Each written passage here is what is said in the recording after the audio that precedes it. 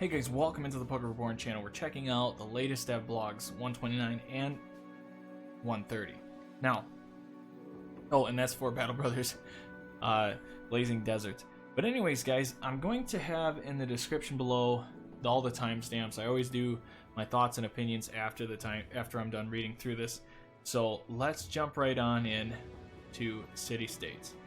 The southern, already messing that up. The southern deserts. What is a barren wasteland once was green and fruitful. An ancient empire ruled these lands long ago, but a cataclysmic event purged it from the face of the world, along with the god emperor, leaving but ruins and ashes. And from the ashes, the belief as a new god arose, a powerful god manifested in the sun as Glider. Interesting. And from the ruins, new cities arose. The city of southern states, of course. So here we have all this stuff here. You know, it's just exactly what you'd kind of expect, at least more of an Arabian culture. You have yourself the potion place, you have the taxidermist, you have your normal forge, and your, almost said hospital, church right here, or mosque, however you want to say that. And then the bazaar. I think that's how you say it, a bazaar, or bazaars? I don't know.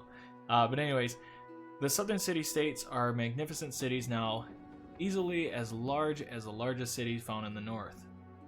They dot the southern deserts where water is to be found, reigning over their precious resource in the otherwise dry and blazing hot lands. Their streets are abuzz with traders offering their wares on busy bazaars. Trading exotic spices and fabric has made them rich, and their wealthy elite are patrons of the arts and science. Advancements in medical, astrology, and alchemy are unlikely anything found in the north, but much of their economy has been built on the back of slaves, and life is cheap there. Very interesting. What a beautiful artwork on these new flags. I'm assuming these are all just going to be our new banners and stuff. Yeah, it definitely fits the culture for sure. Yeah, we'll go over that later though. So in this here, what do we got here? The city-states are not ruled by nobility, but by wealth. Ruling councils consist of viziers. Not sure exactly. I'm not sure. I'm sure that's some kind of source of power of some sort, but yeah, I'm not really sure. Ministers, each responsible for different aspects of governing the state, elect from rich I think you say it Bogiers. I think that's how you say it. So descendant and removed from their own plight of the common man, that they regard everyone as tools used for the instrument. A mercenary captain could find plenty of work here, whether hunting down desert raiders or crushing slave rebellions. That's pretty cool. But they could find a design from their employers who regard the mercenaries as but a crownling. That's pretty bad. A slave of different kind, a slave to the coin. That is very true though. I mean, pretty much that's what it is. And here we have just some of the textures and stuff of their hair, obviously being more wavy beards. That's pretty cool. Yeah, it definitely looks exactly to the culture. That's gonna be awesome. Even kind of a darker skin tone even. Very cool. And the armor. What a beautiful... I love gold. I'm obsessed with it. But moving on. The Southerners who call themselves glided for their beliefs in their single god, in whose shine they bask day in and out, are the darker complexion of the northern folks. Or of darker complexion. Interesting. You'll find many of these same professions here as in the north, but also some unique to their culture. For example, slaves can be bought on slave auctions and put to use even in a mercenary company. You pay for a slave once, but you never pay any wages, and the morale of southern backgrounds will not suffer should the slaves perish on the battlefield, or of the field of battle, or they have been considered very much expendable here. Sounds okay, good for the culture. I mean, it's the same. I mean, exactly what you'd expect for the culture. Whoa. All right, the arena. You've already learned about the alchemist, a trader of offers unique alchemical contraptions only found in the city-states. Another building entirely unique to the South is the arena. While the Northerners will duel for honor, Southerners do so for the entertainment of the masses, and not always willingly. Arenas fight to the death, and in front of crowds that cheer for most gruesome manner in which lives are dispatched. It is a different way to earn money, and with advantages and disadvantages over mercenary contracts. This is such a big improvement and ordeal to the game. It's going to change so much. Beautiful. Look here. Oh man, that's going to be cool. I can't wait to see how they unveil that. But unlike with mercenary contracts in arena fights, you are limited to fight but with a few men of your choice against various opponents. Also, unlike mercenary contracts, you will know exactly which and how many opponents you're about to face. A certain number of beasts, slaves, captured desert raiders, or professional gladiators, for example. There is no lengthy traveling involved, nor ambushes along the road. You'll be paid well for your victory in front of cheering spectators. However, you can't retreat once the battle has started, and you won't be able to loot after the battle's ended. If your men survive long enough, fighting in the arena will earn them unique traits as they climb up the ranks from pit fighter to champion of the arena. Naturally, there's also a new gladiator background to be hired in the city-states. Alright, so guys, I'm going to, again, if you want to see the next part of this, it'll be in the description below, just so everybody's aware of that. I'm going to kind of go over this first. So, starting at the top, looking at just in general your city-state, this is such a awesome idea, and I'm curious because I feel like there's going to be so much flavored text about how it says here, somewhere down here, let's see, Raiders, Bazaars, is it maybe up here? No, it's farther down. Okay, so viziers, ministers. I'm not sure what viziers are, in fact. Yep.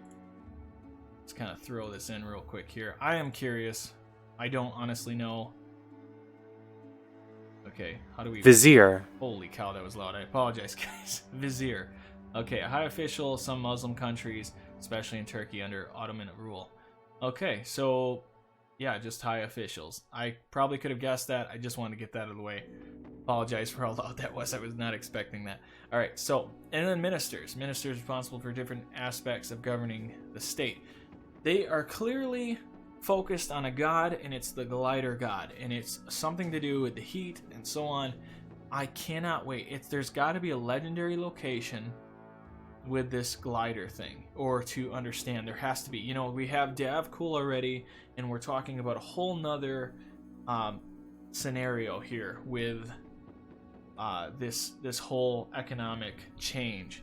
So I'm very excited to see that the exotic spices, that's interesting. So that could be, maybe there's something with food that gets better, more buffs even from food, who knows, the rich fabrics, making special armors, even that would be really unique. The Legends mod in itself has some great adaptations of that already, so I'm sure they're kind of taking some of that and sending it over.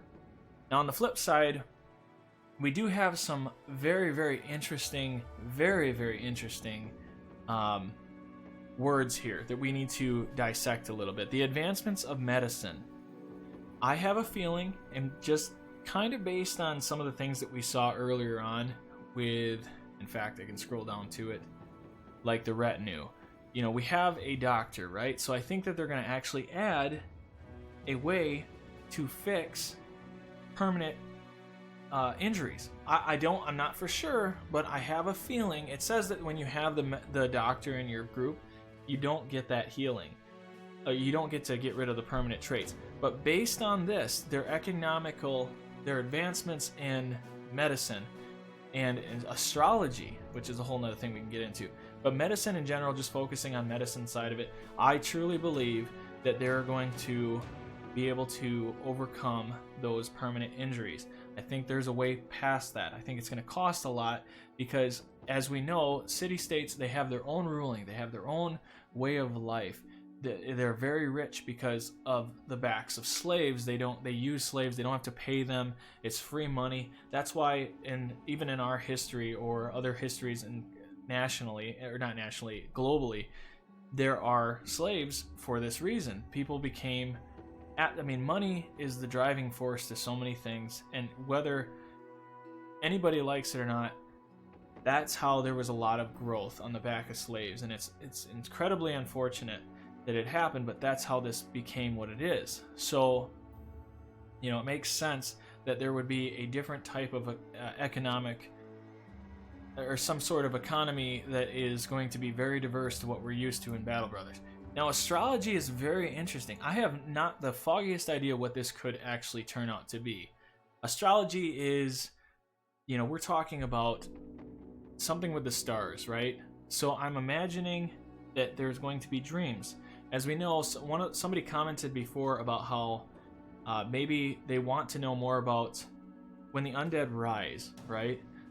There's that dream where that lady's talking to you, and there might be more to this that has to do with the astrology as well. I don't know. I'm just trying to dig and figure out what I can, because there's got to be some sort of buff or something that comes from you being somehow linked to this. And then of course alchemy, and like anything found in the north, we already had a in-depth dose of that with your grenades and so on. So that's going to be very interesting to see. And of course the back of the slaves.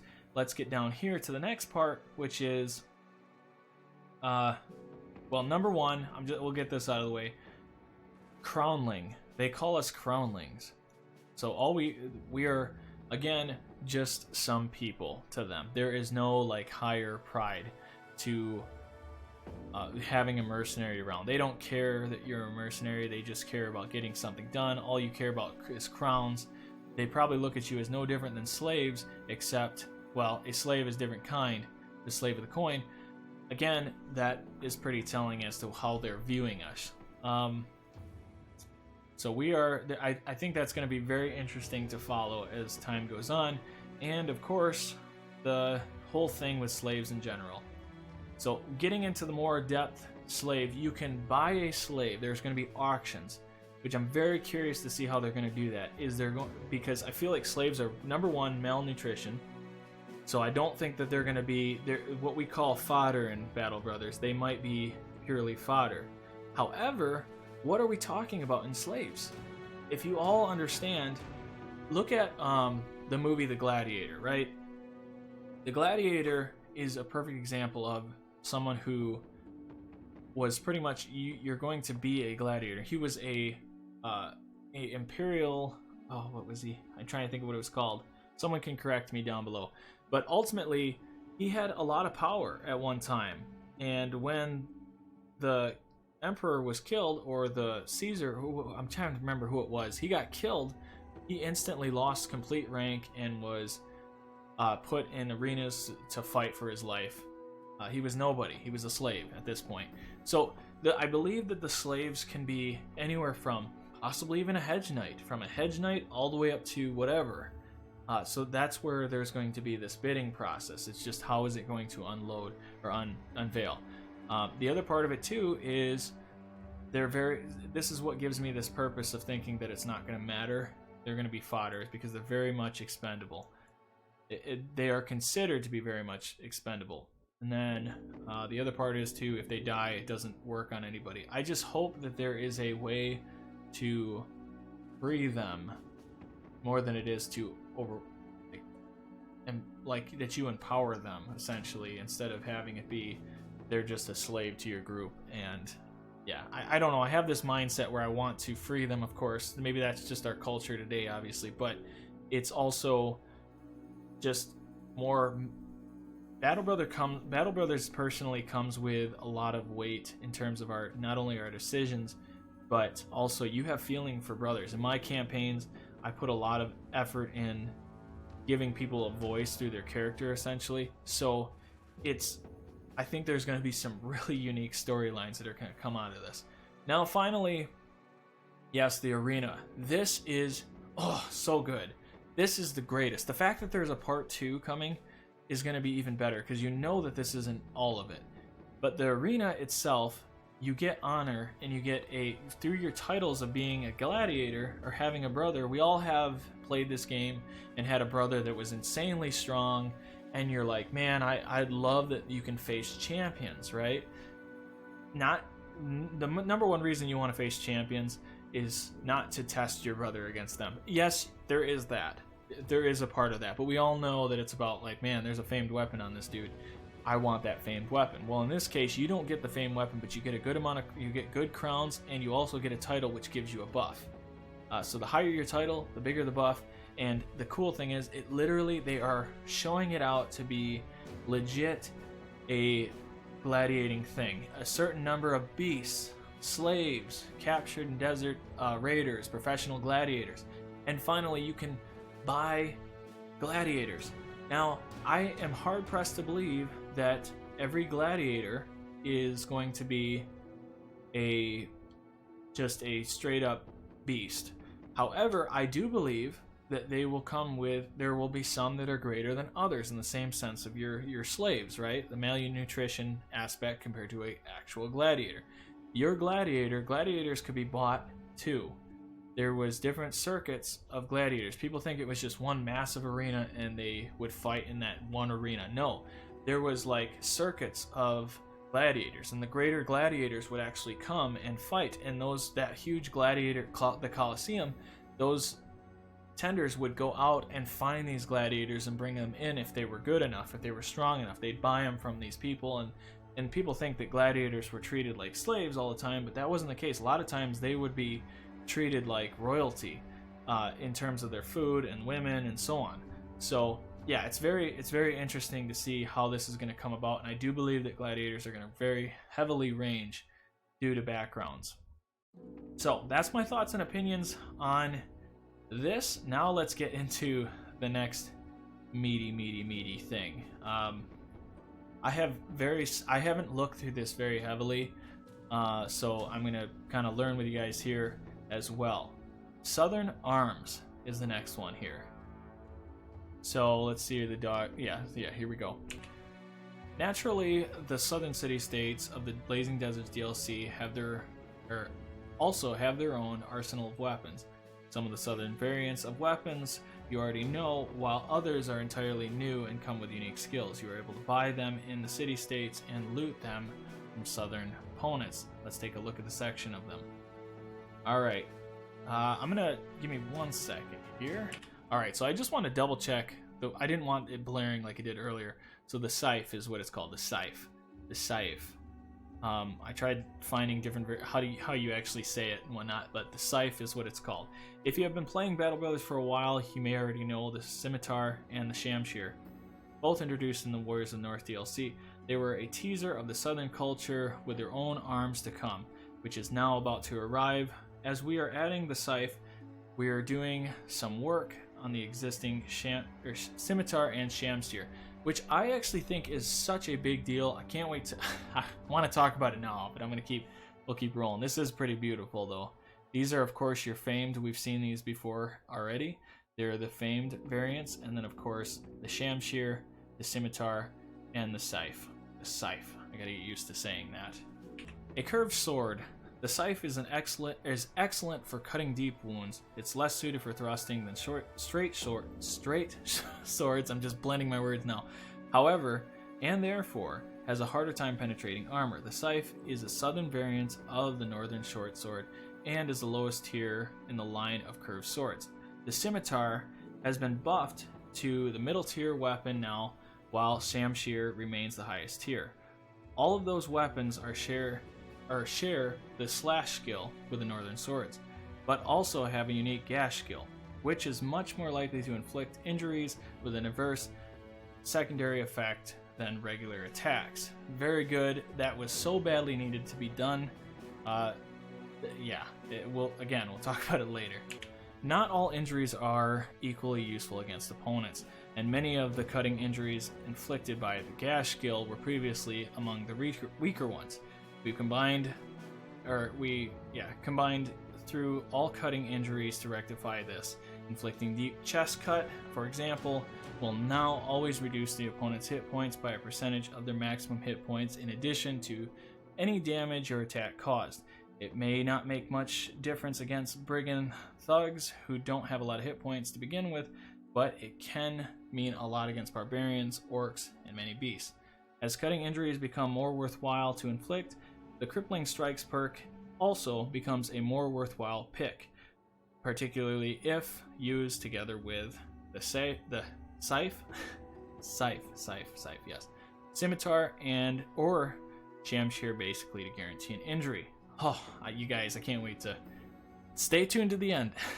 All right, next, the shields, identical function to other shields already in the game, but with somewhat different stats. Southerners also have their own shield designs that show well how their arms are inspired by those of historical Arabian and Persian cultures. This is going to be crazy. There is not a lot of text here, guys, but I would like to put a little flavor behind this because there is some things I know about these that kind of hits this, because it does say different stats. So, all right, so now the pole mace. Southern armies are rather fond of maces, and so you'll find a variety of Southern maces with stats slightly different from their northern cousins while in the city-states. In fact, they also mounted a mace on a long pole and aptly called it the pole mace. It offers advantages of regular mace combined with the range of a polearm. The pole mace inflicts additional damage to fatigue with every blow using its secondary skill. A target can be stunned for 1 turn over a distance of 2 tiles. Very cool. You know, and interesting. No, I'll wait until the end. I'm so bad at this, guys. I want so bad to just jump in. Alright, so the Nomad Sling. The South is no less plagued by banditry and pillaging than the North is. While the North has brigands lying in ambush along the road, the South has desert raiders descending upon trade caravans. These desert raiders, or nomads as they're sometimes called, have some equipment not otherwise available, including one particular weapon, the Nomad Sling. Beautiful. Obviously, very similar to the one that we had prior. I don't want to... That's interesting. Sorry, okay. Yes.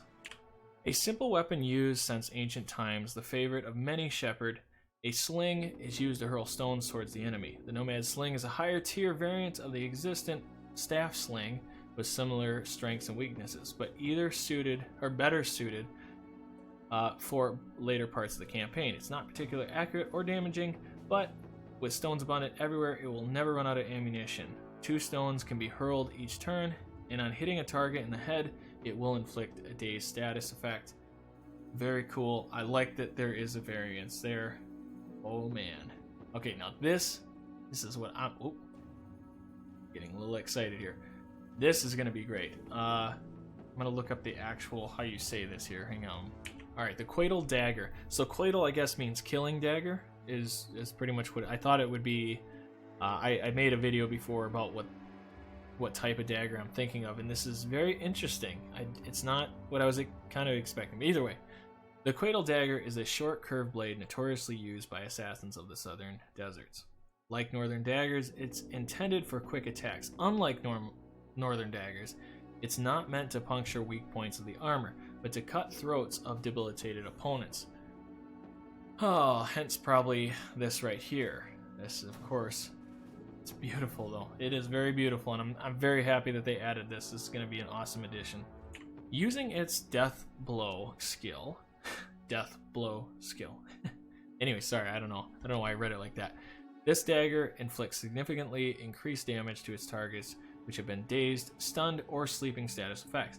It's much less fatiguing to use than puncture skill on other daggers, which is very cool, and it can be used 3 times a turn with the Dagger Mastery perk. It works best, of course, in a combo with other equipment used to debilitate opponents, such as the new flash pot available from Alchemist, or that Nomad Sling shown above.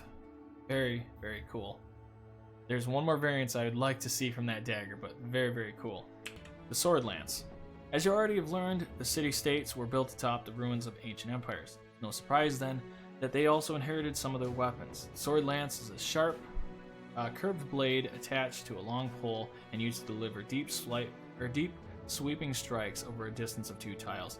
It's effectively a war scythe that performs slightly worse against armor, but has much more durability because it wasn't lying in a sealed crypt for hundreds of years. No doubt. I am so happy to see this. Such a beautiful, beautiful weapon. Like all polearms, the sword lance can be used to strike a single target over a distance of 2 tiles. Its unique feature is the ability to perform sweeping strikes with a wide arc that can hit 3 adjacent tiles in counterclockwise order over some distance, which can cause mayhem in the opponent's backline. And finally, there's more new weapons coming with unique mechanics, and we will take a look at them. We'll look at those over the next coming weeks. Oh yeah, guys! As if this wasn't good enough, we're getting more new weapons with unique mechanics. Now I am so stinking excited to give you guys my thoughts. The scythe. So starting out, we all know, or most of us will know, or if you don't know, this is great information for you as well.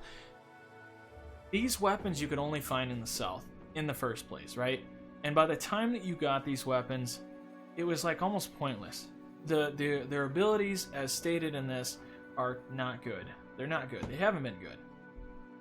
And you know, we talk about cuts and so on. A lot of people who know me from my channel, I always talk about how crippling strikes, the ultra late game is not exactly the best because of some of the beasts, like the final bosses that you face. It's almost like losing a perk.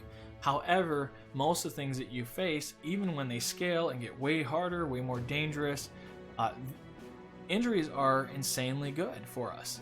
But they finally have refined this weapon where you can get it early, you can utilize it in a way that's more cost effective than ever, and can seriously do insane damage to people.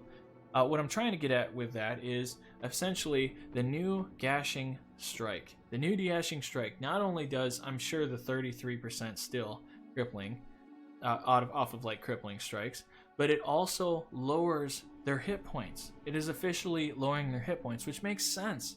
You know, a lot of these weapons that I talked about in the first video that I made about what the weapons could be and so on. When you cut something with these weapons, it was meant to be a clean cut, a debilitating cut, and they've really captured that, which I think is great. The only thing I'd say is, even like the dagger, I'm very excited about that, but their weapons would cut so cleanly, their goal was to cut so cleanly, that the bleeding and stuff would be so internal and so damaging. And I just think that's such a beautiful trend for the Scrimmax axe, the scimitar, the scythe. The scythe is awesome. This is a great addition. The deep chest cuts cause more. I mean, let me tell you where this ultimately goes. Nimble Brothers. This is going to be your callus, because when you get hit as a Nimble Brother, the idea is that you only take 40% damage, but this effectively lowers more of your hit points. Now, I've already established this in the past that bleeding is your #1 effectiveness against Nimble Brothers because they can't negate the damage of bleed. So 10 to 20 damage bleeding is devastating for Nimble Brothers. Well, any brother in that matter, but that's how you defeat Nimble Brothers. In the Legends mod, there's a lot of things that you face that are that have incorporated nimble. So if you ever face anything nimble, this is going to be great. Facing unholds. I'm curious to see how this affects unholds. If it does affect unholds, that would be really unique. This weapon is going to go great with bleeding weapons on top of that. So I just want to get that part out of the way. That's all I got for that. Now, the shields. I did talk about when I was reading this out that I have a little bit of information on this. I don't have it in the way of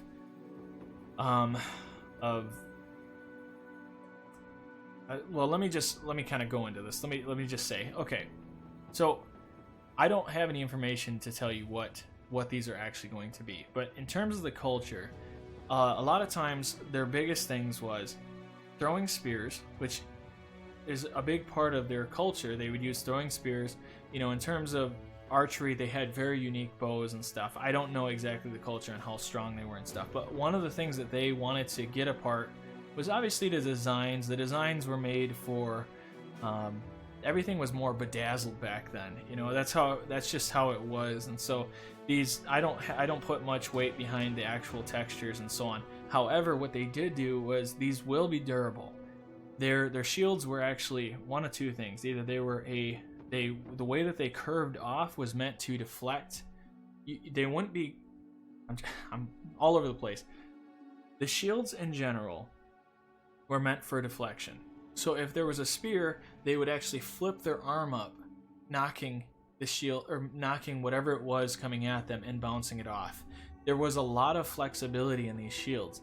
Now, were they really heavy? No, they weren't. A lot of the coating of the shield, they'd put there would only be a patch in the middle here of, it wouldn't be like the whole shield would be wood behind it. They would actually use a center point that was wood or another, whatever it is that they're putting in that part. But that was just to hold the shield. These were actually not insanely heavy. So it was more for deflection. So I really believe that we're going to have more durable shields. In terms of, I imagine you will see more range defense than you would melee. But you have to understand why. These shields were not meant to be like you think of Rome and stuff. They would make the and they put the shield out and use it as power. They used it as a driving force. In terms of the buckler in the Legends mod, this is kind of how that kind of ties in. You have the ability they would flick their wrist to deflect when somebody goes to hit to make another blow. It's like a counter and attack. They would do that a lot, or just constantly move. That was the culture then. So I'm curious how that's going to work, but there will be a higher durability, I believe that, just by how they made these shields compared to the wooden shields and so on. But also the fact of the deflecting, there might be an extra ability that we don't know about. Maybe not. They didn't add it in here, so more than likely not. But I'd be willing to bet that more than anything is that there's a little more higher range, more durability, and I don't know how mobility works in this, but it's not what I think the average person would believe it to be. Now, as for the pole mace, moving on to the pole mace, I think this is essential. I think it's very mundane in the way of the concept of it, but that just because I say mundane doesn't make it a bad thing. I think it's a very cool concept. I think it's a good concept. It makes perfect sense. The first thing I see when I look at this is I think of Asian culture. They would have the big balls on the end of these rods and stuff, and they'd hit people with it. And it was meant to be a knocking down presence. And you'd have to really be involved in your counterbalance. Now, this again is probably just heavy. There's probably a cushion of metal on top of like an actual metal piece in here. That's what this is meant to have, some cushion to it. That's what when they made these, it was like the indents were allowed to, when you hit something, it wasn't like a rock in your hands. Because I'm trying to think of here, kinetic energy, right? If you hit something, it will come back to you. So this was meant to make the cushion. It wasn't a very large, there's not like just a little ball right here. It was actually the whole lining, but it actually would take part of the blow from your hands, which creates more kinetic energy into their head, which is great. So I like this idea. It's nothing special. It's just, I think, something else that they should have in the game, just in general. And now the Nomad Sling, I'm happy that they did this. I think one thing the Legends mod did really well was they created a sling that you had to, if somebody was within 2 tiles of you, you couldn't hit them. It has to be 3 tiles or farther out, plus the accuracy was off. Makes more sense. If you did this all the time, you'd be pretty good at it. But essentially, those rocks in the Legends mod cause more damage, lot more damage, but were really hard to hit. So you'd have to, if you had a brother with 100, you'd have like a 70% chance, 74, 75% chance to hit the target from that distance, which is still really good. But again, the idea that you don't have to use ammo, you get the daze effect like you did with the other sling that we already have. Yeah, it's going to be interesting to see how people utilize this. I'm very curious as to how much damage you can do, and if you do have a really strong or well equipped brother for this range attack, that's going to be cool as well. So that's just something we're going to have to test and see. The Nomad Sling is unique though. Now, the Quetal dagger, the killing dagger as it's supposed to be called in Muslim culture, this is not what I expected, but very understandable. If you remember back when I did the video talking about these daggers, when you pierce somebody and you pull it, the idea of these daggers, the best assassins that were ever at the time, or in time in history, were in this culture. Why? Because they talk about how this type of dagger, when you went to stab somebody, it would be such a clean cut that walking through a mass group of people, you could stab somebody with this and instantly pull it off and keep walking. And the person would notice that there was a little bit of a push on their gut, but they wouldn't notice right away. It would take them a second. By the time that they realized what had happened, the assailant would already be, 10 feet plus away. So these things were so dangerous because when they cut, they pull, and they would bleed internally. So I'm curious, with them being dazed, stunned, and sleeping effect, yes, that gives you a better shot. Ultimately, it's not about the puncture skill trying to go between the armor. This is all about taking the opportunity when they're dazed, not paying attention, kind of like an actual culture of the dagger. I'm very excited to see how this plays out. However, this is huge. What is this sleeping? Why is there a sleeping thing? We can't do any sleeping deal. That's a big thing. I'm excited to see how that pans out. So yeah, we'll have to wait. I'm sure there might be another grenade we don't know about. It's possible, where it's a sleeping powder. I don't know where you'd be sleeping though. Maybe you walk into a camp and there's somebody already sleeping, you can sneak in. I have no idea, but just some things to think about because we don't have this ability just yet. As for anything else in here, the puncture skill is now, I don't know if they said what it's going to be called. The death blow skill. That's it. Death blow. It's going to be cheaper. It's going to be less fatiguing. So all this, again, we're going to have to see it live in action, and we'll go from there. The sword lance. This is another really big addition that we needed. How can there be ancient weapons and no current weapon of that sort? We all know when you face them, by the time you get that weapon, you're far enough along where you don't really need it. You're looking for a famed edition of that weapon or a variation of that weapon. So it's nice to see that they are still adapting it in the culture. They've added it to the game. If you don't know what it is, go check out some sort of video. You can look at what's his name? Oh, he does a lot of videos. He's done like how to defeat Ancient Empire. Why can I not think of him? He's awesome. He's an awesome guy who does this stuff.